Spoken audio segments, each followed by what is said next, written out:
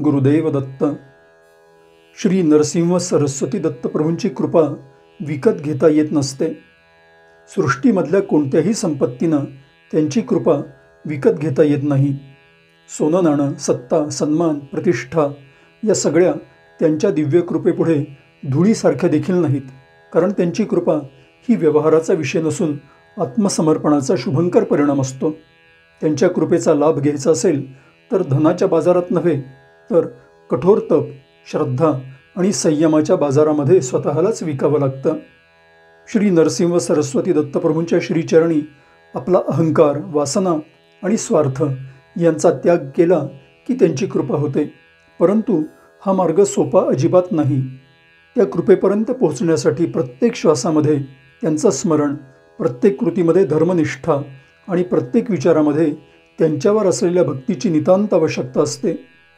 श्री नरसिंह सरस्वती दत्तप्रभूंच्या कृपेनं आत्मज्ञान, परमशांती आणि परब्रह्माचे साक्षात्कार होतात.